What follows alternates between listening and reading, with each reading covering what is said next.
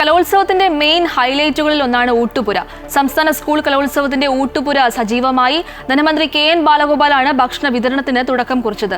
കലോത്സവത്തിൽ എത്തുന്നവർക്ക് 3 നേരവും ഇവിടെ ഭക്ഷണമുണ്ടാകും. സംസ്ഥാന സ്കൂൾ കലോത്സവത്തിന്റെ ആദ്യ ദിവസത്തെ പ്രഭാത ഭക്ഷണം പുട്ടും കടലയുമായിരുന്നു. ധനമന്ത്രി KN ബാലഗോപാൽ പന്തലിലെത്തി ഭക്ഷണം വിളമ്പിയതോടെ ഭക്ഷണപ്പന്തൽ സജീവമായി.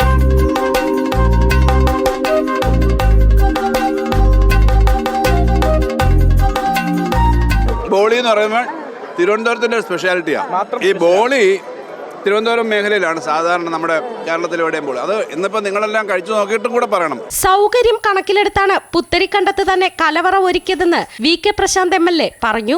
ഭക്ഷണം ഇവിടെ ആകുമ്പോൾ ഒരു ഗുണമെന്ന് പറയുന്നത് ഇത്രയും വിസ്താരമുള്ള പുത്തരിക്കണ്ടം മൈതാനം ആവുന്നതുകൊണ്ട് വലിയ പ്രയാസമില്ല. കാണാൻ വരുന്നവർക്കൊക്കെ നിൽക്കാനും ഒക്കെയുള്ള സൗകര്യമുണ്ട്. ഭക്ഷണം കഴിച്ചവരും തൃപ്തർ. നല്ല ഭക്ഷണമായിരുന്നു, നല്ല കറിയും നല്ല ഇതായിരുന്നു. നല്ല ഭക്ഷണമാണ്. തൃശ്ശൂരിൽ നിന്നാണ് വന്നത്. നല്ല ഭക്ഷണം ഇഷ്ടായി. കലോത്സവത്തിനായി ഭക്ഷണമൊരുക്കുന്നത് നിയോഗമായി കരുതുന്നുവെന്ന് പഴയിടവും പ്രതികരിച്ചു.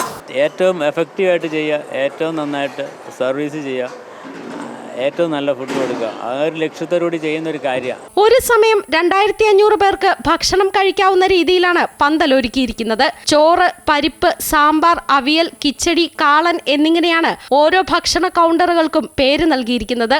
ഭക്ഷണം കഴിക്കാനായി പുത്തരിക്കണ്ടത്ത് എത്താൻ കഴിയാത്തവർക്കായി പാഴ്സൽ സർവീസും തയ്യാറാണ്. പാല് കാച്ചിയത് മുതൽ പാചകപ്പുര സജീവമാണ്. ഇനി കലോത്സവം തീരും വരെ ഇവിടെ ഇങ്ങനെ തന്നെ ആയിരിക്കും. എല്ലാം തകൃതി. എല്ലാവരും പറയുന്നത് പോലെ പഴയിടത്തിന്റെ കയ്യിൽ കലവറ ഭദ്രം. വിനോദ് കരുവാറ്റയ്ക്കൊപ്പം വിവിന വിതുര, അമൃത ന്യൂസ്, തിരുവനന്തപുരം.